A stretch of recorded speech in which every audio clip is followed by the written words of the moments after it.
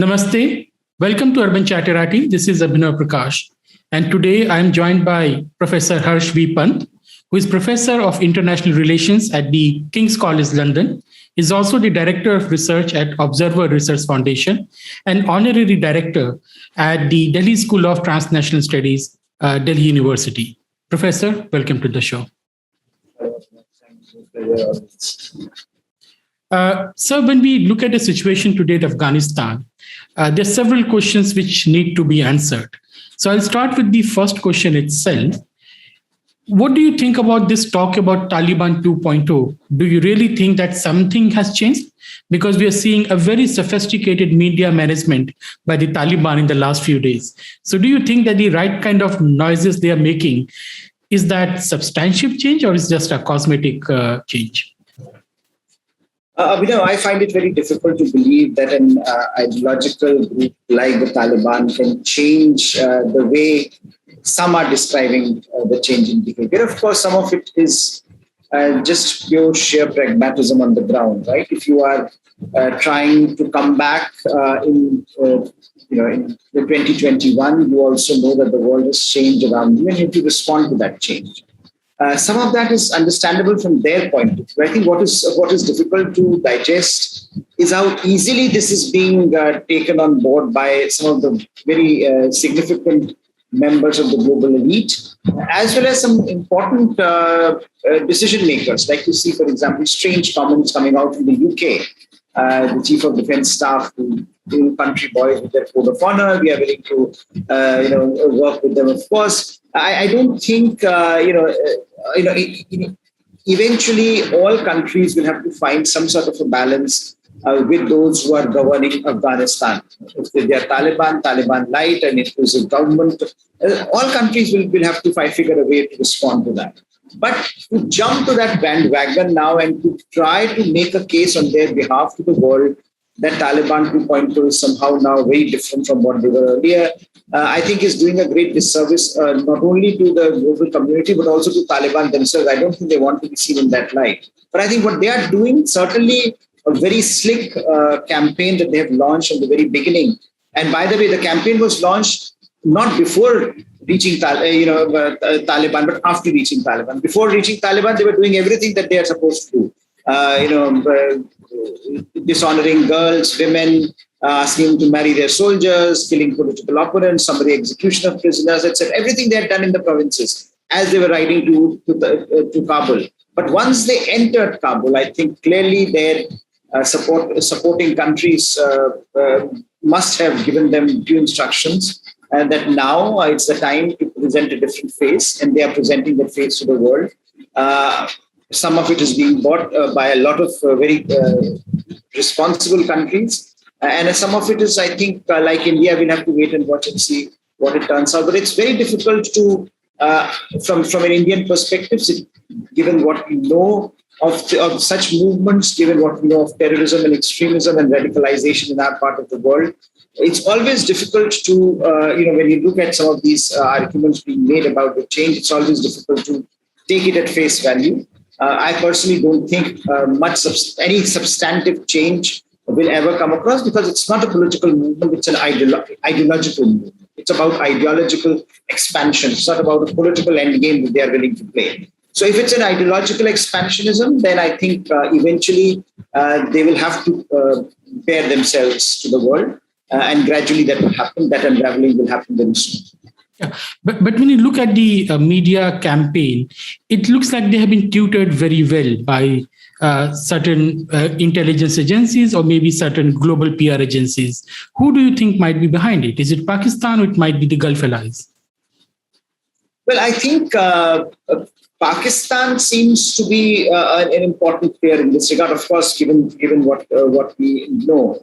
But I also think that there are other countries, including, I would say, China and Russia, that are also trying to make this case. Because if you see Chinese and Russian responses, they are so measured and they are so calculating, in a way that almost defies logic, given what they are facing at the moment. China is facing a major challenge in Xinjiang. Russia will face a major challenge in Central Asia. But I think the way they are pivoting their arguments around Taliban's rise in the 2.0 avatar is by almost fine tuning their views with the developments on the ground. So China and Russia from the very beginning, and by the way, this calculated response started many years ago. And today, if I was talking earlier about Britain, but if you recall, Britain was the first country that started talking to the Taliban. 2011, when the London conference was held and India was not invited to that conference, it was Britain that was behind that larger movement and how to integrate Taliban into the political process. And in Britain, there is an entire industry of people who have been saying now for more than a decade about nice things about Taliban, how Taliban needs to be integrated, how Taliban needs to be brought back, and so on and so forth. So I think clearly there are a number of countries that have played a very important role in this resurrection of Taliban from the margins to the very center of Afghanistan. And you have Pakistan, of course, which has always been consistent. But other countries like China and Russia today, I think, should not be ignored because they are also making it a geopolitical play, what is happening in Afghanistan. And it is in their interest that Taliban gets recognized fast by the rest of the world. So the more this conciliatory moves the Taliban would make, the greater acceptance it would have on several countries. We have all, interestingly, we have also seen London and British government saying that the Russians and the Chinese are very important in having a moderating influence on the Taliban. So clearly, there is a larger game afoot here to situate Taliban at the heart of this larger so-called reconciliation process, and to make a case to the rest of the world that, look, this is a different version of Taliban. This is a Taliban that we can work with and we should be working with if a political solution is to be found in the Afghan crisis. And now that the military battle has been won, it's only a matter of time before some of these countries would come out and declare. But I think some of these countries are indeed helping Taliban make this case to the world. You mentioned the Gulf countries. I think they are slightly more interesting in this case because they have been extremely silent throughout.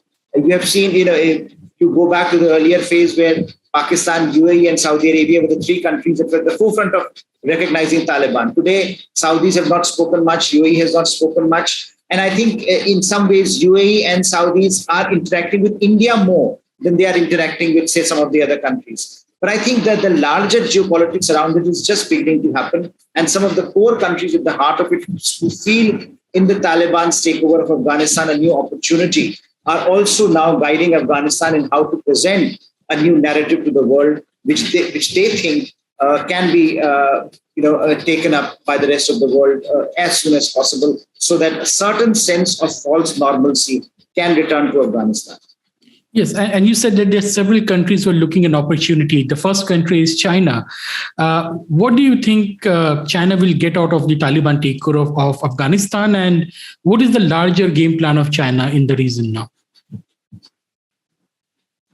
Two things, Abhinav, are important, I think, from the Chinese game plan. One is, of course, they, as they have been rising over the last few years, on the one hand, their larger presence, their larger aggression, one can feel in the maritime space, right? So from Senkaku, the East China Sea, South China Sea, and the Taiwan Straits, we have been witnessing that for a very long time now, and there is, everyone accepts the logic of their expansionism there.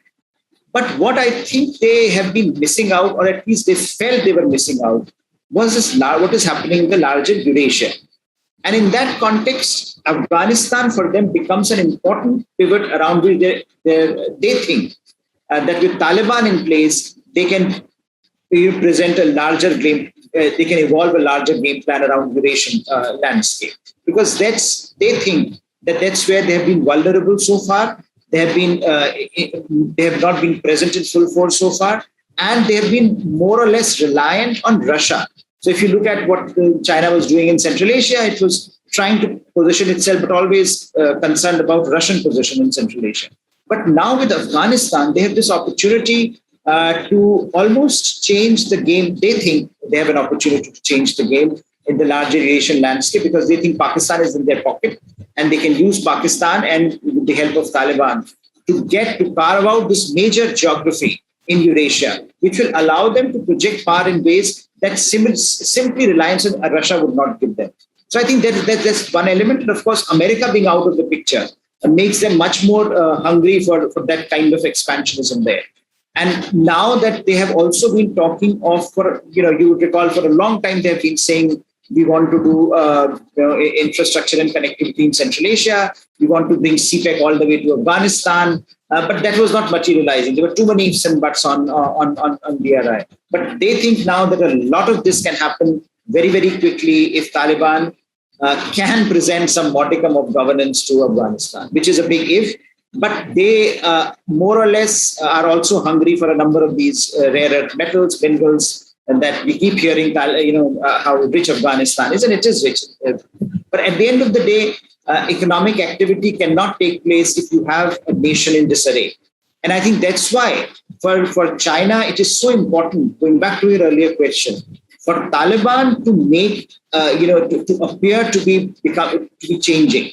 Because unless that happens, Taliban will not get access to global markets. Afghanistan will not get access to global funds. There will be no resources for economic reconstruction.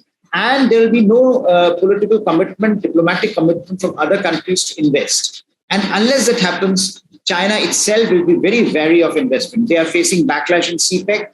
Already their engineers are dying every second week. So they know that the challenge of this radical ideology can be extremely difficult to manage in and of themselves unless there are other stakeholders that are willing to chip in. And that's why they want Taliban to make this case. That's why they are using Pakistan and Taliban to present a more nuanced approach to the world so that in their opinion, that can be managed. Ultimately, at the moment, they have simply negotiated one aspect with the Taliban, which is that please don't export any ideology to Xinjiang.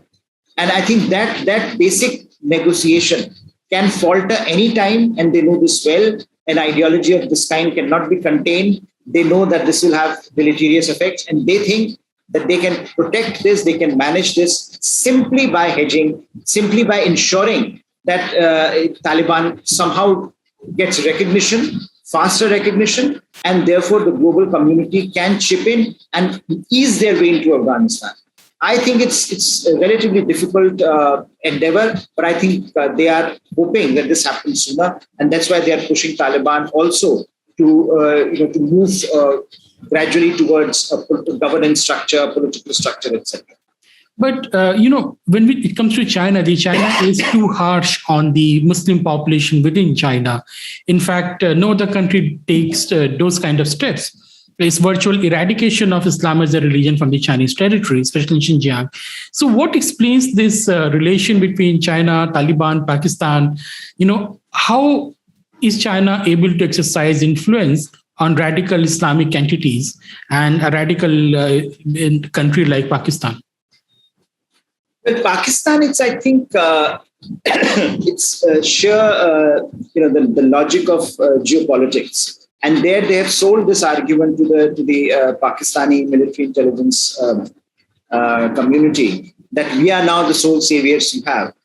So in a way, America getting out of Afghanistan is even worse news for Pakistan, because at the end of the day, that was a gun they were using. They were saying, deal with us because we will do this. We will create complications in Afghanistan.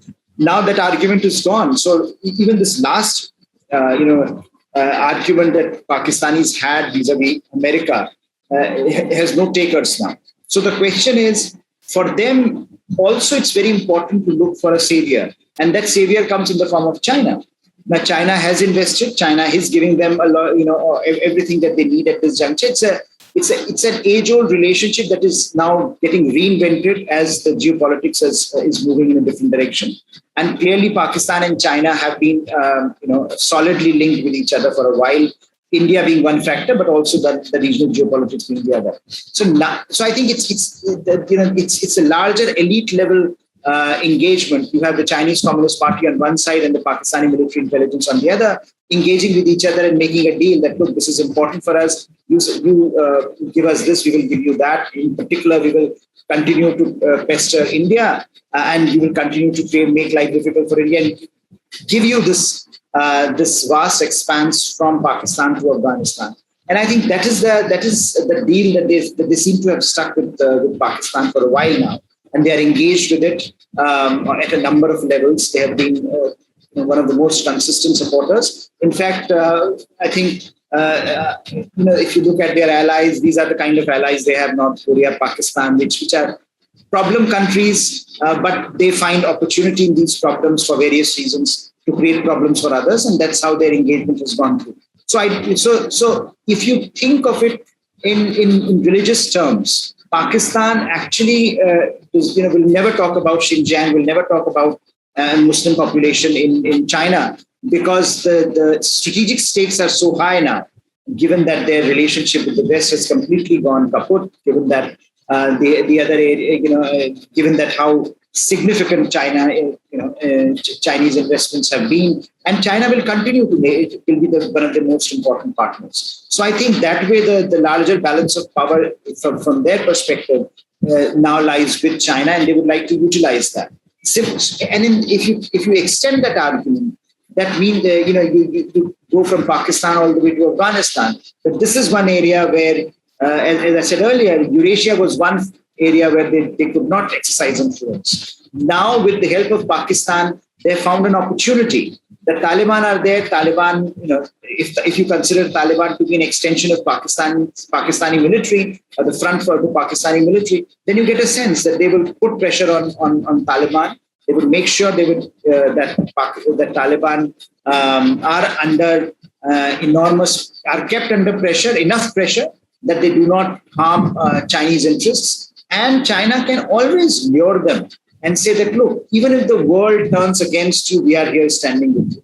If the UN Security Council cannot function, they cannot do anything now, we are there for you. And I think this is the kind of mandate that the China throws at them, and would like them to, therefore, would want to make this partnership attractive. And it is sufficiently attractive if you are a ragtag coalition of fighters trying to fight for an ideological commitment. You also know that beyond the point, the world has changed. You cannot operate the way you were operating in 1990s. And if you want resources, if you want access, then China gives you that opportunity. So I think within certain bounds, this relationship has a logic. But I think when the idea becomes that terrorism and extremism will not come back and haunt China, that's where the problems start. Because then you also go into the logic of Pakistan, which has shown to the world that it does not work that way. That if you generate Frankenstein's, if you create monsters that you have created with terrorism and extremism, they will come back to haunt you. I think similarly, China, if the argument that extremism can be contained within Afghanistan's territories is a big fallacy, and I think at some point those challenges will start emanating. If you're witnessing social media, you do see how ecstatic even those groups who are targeting China have become with the kind of victory that the Taliban has achieved. Yeah, but coming to the last point, you said that if you create these monsters, they come back to haunt you. So we all know that Pakistan is behind the Taliban's resurgence in Afghanistan. But within Pakistan as well, there's lots of movements by the Pashtuns which are going on. And Taliban at some level is also a representative of Pashtun nationalism. It's not just religious fanaticism, it's also nationalism. Do you think that Taliban will come back to haunt Pakistan itself? I think so. I think, eventually the inherent logic of Pashtun nationalism and Pakistan's aspirations do not converge.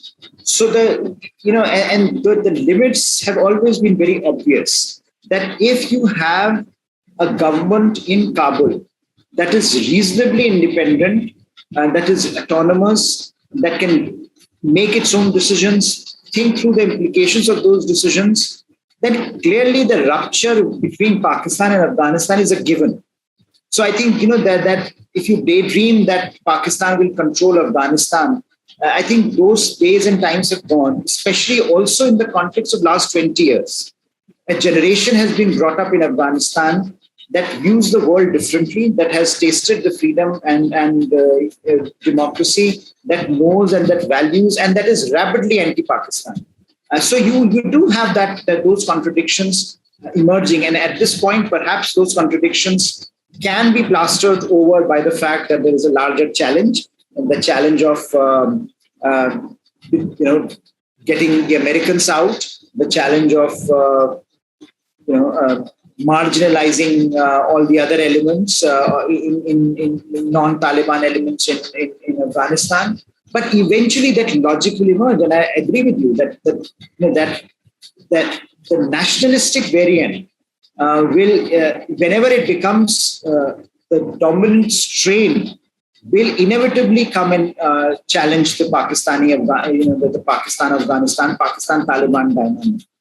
But that may take some time. Under the present circumstances, it might be a while before that happens. Given that the most immediate challenge for a Taliban-led government or a Talibanized government in Afghanistan would be, how do you ensure first your survival? How do you ensure that those who have gone away from you are brought back? How do you ensure that you have a modicum of respectability in the international community?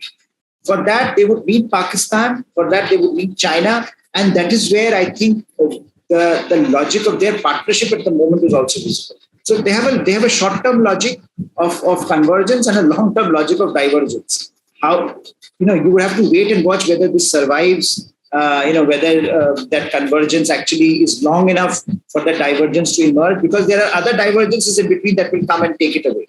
So I think a lot is happening, given the fluidity of the environment there. I think no one trend line at the moment seems the dominant one. But certainly, if you have a dominant government in Kabul, if you have a respectable government in Kabul, a government that thinks independently, the logic is very clear. And we have seen that even with the governments in the past, both Hamid Karzai and Ashraf Ghani, at various points, they were extremely pro-Pakistan. They used to go to Pakistan. Pakistanis are brothers. We have to figure out a solution. But how the disillusionment was equally fast. So, by the end of their terms, they were all criticizing and pointing fingers to Pakistan. So, I think the logic of this relationship is absolutely correct. That there is a fundamental divergence, but that divergence will have to emerge over a period of time once the present situation settles down. Yes, but now let's look at a bigger picture. The defeat of America in the Afghanistan is also the defeat of the liberalism, the kind of liberal democracy they wanted to impose on Afghanistan and rest of the world. And also this entire project of kind of social engineering driven by the humanities department of America, extreme liberal gender studies, woke studies, all those things. Do you think that is true, that liberal democracy has failed in Afghanistan? And especially the way they ran away from Afghanistan in a very, very disgraceful manner. All these beacons of the Western liberalism, Dutch, Swedes, and all those people. Yes, I think it will be seen as one of the biggest debacles in the Western liberal evolution, because the whole premise, especially in Afghanistan, was always that that yes, of course.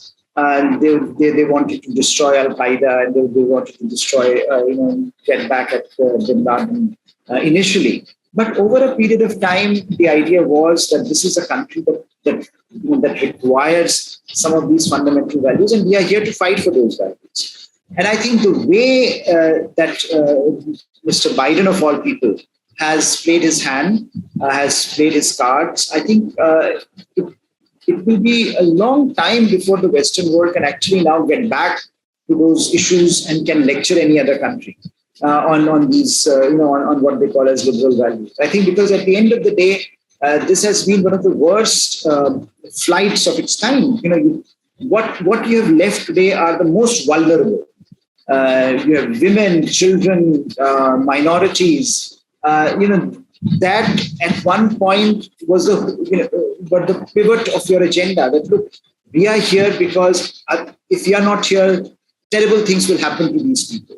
Terrible things will happen in Afghanistan, and also the fact that the whole premise of the liberal world order for the West was that eventually this is what the West should stand for. This is what some of these values the West should stand for. But there were always problems with this argument. There were always issues around whether the West is hypocritical, whether the West does it when there is a national interest or not. But here, I think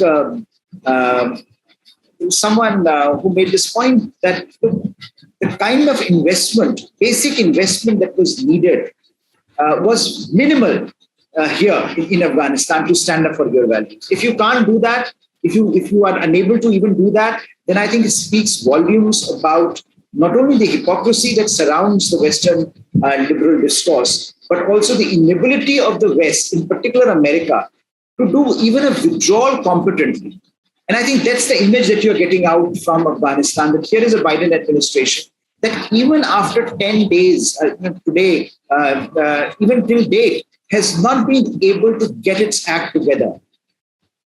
Okay, whether it is evacuating people, whether it is presenting a narrative about why you left. Biden is all over the place. He can't make a comprehensive argument and that Americans are believing in. His popularity is declining. Both Republicans and Democrats are hitting him hard. And I think that shows, in some big way, the loss of credibility, the hemorrhaging of this credibility that America is facing today across the world. Whatever the problems with Mr. Trump, I think, under his watch, the message was clear. He also, and we have been hearing about withdrawal since Obama, right? So Obama, Trump, and Biden all talked of withdrawal. Just in March this year, when Mr. Biden had just come to office, his Secretary of State had written this letter in which he had explained the process that would be followed.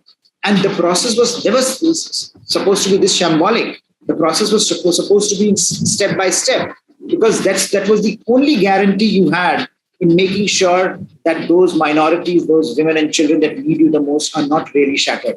And that's exactly what you did not do. And I think that's where the problem for America, for Western liberal order today stands, that I don't think anyone believes in it anymore. And I think the most vulnerable are now anywhere in the world are left abandoned. In Afghanistan, they have been abandoned. In Afghanistan, they have no place to go. And the challenge that I think America will face is not only about its own, of course, Mr. Biden will have its political problems. But I think what happens to this larger issue of managing China, what happens to this issue of how do you engage with your allies now?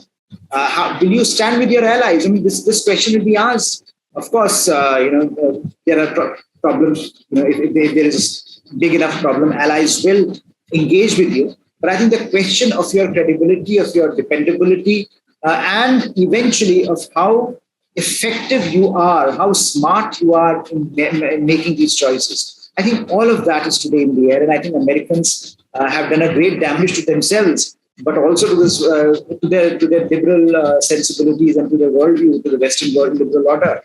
But also they have done something more damaging, which is they have given space to China and to countries like Russia that have always been saying that this is a problem, that this is hypocrisy, that it doesn't work. Now, of course, they have an example in front of them. They will not only showcase it, but also tell the world how much better they are, because whatever their problems, they are standing with their allies. Yes, so I think this is a narrative that is going to be very damaging. Yeah, Syria is a great example of that. But coming to India, we have seen, if you read the Western newspapers and its coverage of India and Afghanistan, it seems that the problem is not Taliban's takeover. The problem is so-called electoral autocracy in India, which is discriminating between the Hindus, Muslims, and Sikhs in Afghanistan. It's a humiliation of India and whatnot. What do you think that India stands to lose or gain from the debacle in Afghanistan? Of course, the losses are quite evident, but can we also gain something? I think there is, I always believe, and I think if you have studied Afghanistan over a period of time, you know that there is no end game in Afghanistan, right? That one game ends, another begins. So we are at the beginning of another phase in Afghanistan's evolution. There are no fixed trend lines. We know that everyone is waiting and watching, and we also know how fast this narrative of losers and winners, changes. Who were the winners when 2001 happened? Did anyone proclaim India was the winner when Americans destroyed the camps in Taliban? No one did. In fact, the larger narrative throughout has been India is marginal, India is not required. You always heard that. What is India doing in Afghanistan? Why is India doing what it is doing in Afghanistan? And then every time you would have a new assessment coming from Washington, new policy paper coming out from Washington, whether it was Obama's strategy in South Asia, whether it was Trump's strategy in South Asia, it was always the case, India is not being talked about because India does not matter. But I think where India mattered and where India did its bit very well was that India has managed to tell ordinary Afghans who their real friends are. So, it doesn't matter if you have a conglomeration of Taliban today standing up. And as we were discussing, if Taliban eventually decide to have an inclusive government to govern the country, if they want to, if they want governance in real sense, if they want a modicum of independence if they are a modicum of independent government in Kabul, they will have a logic of their own. It's not going to be that India cannot be engaged with because Pakistan is our friend or Pakistan has given us sustenance. I think the logic of India in Afghanistan is now well established for ordinary Afghans and for the Afghan elites. And I think that is where India should draw its sustenance from. That it is a matter of time. What all is needed is a bit of patience and a bit of recognition of where those opportunities are going to come from. There is so much doom and gloom suddenly that it's very difficult to figure out where is this coming from. I mean, there are people who who have been in government in the past who are now asking for a strategy. But these people, for a long time, were saying when they were governing the country, they could not articulate a proper strategy apart from saying we will do economic investment. Now today they are saying what should be done? Where is India gone wrong? Of course, from the very beginning, the limits of India and Afghanistan were very clear. India is not a contiguous; it does not share a contiguous border with Afghanistan. So we had our challenges. We had to rely on Afghanistan. We found a different mechanism through Chabahar and other places to link up with Afghanistan. But I think what India has done, and India did it without actually also seeking anything material in return, is that this is about ordinary Afghans. If India was willing to invest in capacity building, if India was building infrastructure, if India was helping Afghans get education and training and other stuff, it was about ordinary Afghans. It was about their ability to shape their own future. And ultimately, any civilization, any country, any nation today, that's what matters. So eventually, I don't think at the moment there is any big loss that India is facing. There are three or four, three aspects. One is there is going to be this great expansion of terrorism. Of course, there is going to be great morale booster for it. This is going to be a morale booster for terror groups and extremist groups. But India has always faced that run before. And India is quite capable of managing it today. In fact, it's able to manage it much better today than it was managing it, say, in a decade or so back. Even in 1990. So India of 2021 is not the India of 1990s. So you cannot, and India is much better prepared domestically. Our changes in Kashmir, Jammu and Kashmir have prepared us much better for some of the dramatic shifts that can happen perhaps. In 1990s, Kashmir was burning. And, you could see that the impact of jihad on Kashmir. Today, that possibility exists, but it's much, we have a much better handle on what to do. And we have already done a lot of our positioning much better on that ground. Similarly, on this question of suddenly that Chinese and the Russians, Chinese and the Pakistanis are going to gain. Of course, they are going to gain in the short term. But this is what is going to be the gain? Pakistanis have always been so myopic in their foreign policy that what they are doing today to their economy is self-evident, is evidence enough of their myopia. So I don't think we need to compete with Pakistanis in Afghanistan to that extent.